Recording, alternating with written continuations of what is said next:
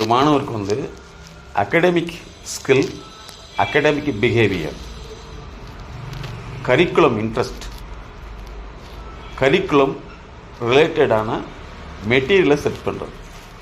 Academic ஸ்கில்னா ஒரு தனி மனிதனுக்கு கற்றல் சார்ந்த திறன், ஈடுபாடு, செயல்முறை. கரிக்குலம்ங்கிறது பாடத்திட்டம் சார்ந்த, அந்த துறை சார்ந்த விருப்பம், அதனுடைய ஈடுபாடு. அப்போ ஒரு மாணவருக்கு வந்து அந்த அகடமிக் ஸ்கில்ல வந்து இருக்கக்கூடிய தடைகள், சிக்கல்கள் இவற்றை வந்து கண்டறிந்து மாற்றோம். இப்போ நிறைய பெற்றோர்கள் எங்ககிட்ட சொல்கிறது என்னென்னா, என்னுடைய பையனுக்கு வந்து பாட்டு பாடுறது பிரியமாக இருக்குது, அல்லது வந்து இசை கருவிகளை வந்து வாசிக்கிறது பிரியமாக இருக்குது, செல்ஃபோனில் வந்து நிறைய தகவலை கலெக்ட் பண்ணுறது சரியாக இருக்குதுங்கிறாங்க. ஓகே, அதுக்கு நாங்கள் வச்சுருக்கிறது மீடியா சைக்காலஜி கார்பரேஷன் வச்சுருக்கோம். அதே மாதிரி வந்து ரைட்டிங்கில் வந்து ஸ்டோரி ரைட்டிங் டிபார்ட்மெண்ட்டே வச்சுருக்கோம்.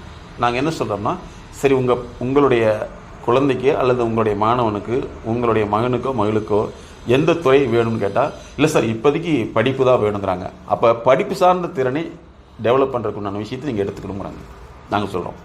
அப்போ வந்து ஒரு கதை எழுதுதலோ, இசைக்கருவியை வாசித்தலோ அதுக்கு தனி டிபார்ட்மெண்ட் மியூசிக் சைக்காலஜி கார்பரேஷன் வச்சுருக்கோம். அதே மாதிரி ரைட்டிங் அப்படிங்கிற ஒரு விஷயத்தில் எடுத்து பார்த்தீங்கன்னா, புக் ரைட்டிங்காக இருக்கும், ஸ்டோரி ரைட்டிங்காக, பைட்டிக் ரைட்டிங்காக இருக்கும், தனி டிபார்ட்மெண்ட் வச்சுருக்கோம். அப்போ அதில் இணைக்கிறது நமக்கு நோக்கமாக, இதில் இருக்கிறது நினைக்கமான்னு கேட்டோம்னா, பெற்றோர்கள் விரும்புவது அகாடமிக். அப்போ அகாடமிக் ரிலேட்டடான என்னென்ன இஷ்யூஸ் இருக்குது அப்படின்னு கண்டறிந்து மாற்றுறது எங்களுடைய சிறப்புத்துறை.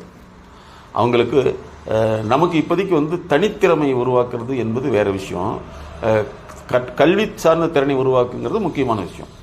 அப்போ கல்வித்திறன் சார்ந்த தடைகளை, அதனுடைய சவால்களை, அதனுடைய சிக்கலை, அது எதிர்கொள்ளும் பிரச்சனைகளை கண்டறிந்து மாற்றத்தான் நாங்கள் லேர்னிங் லேப், கற்றல் சார்ந்த ஆய்வகம் அப்படின்னு கிரியேட் பண்ணியிருக்கோம். தனியினுடைய நடத்தை, அவர்களுடைய செயல்திறன், செயல் ஈடுபாடு, அதே மாதிரி விருப்ப மாற்றம், இதெல்லாம் முறைப்படுத்துறது தான் எங்களுடைய வேலை. அதுதான் லேர்னிங் மென்டாரிங் சொல்கிறோம்.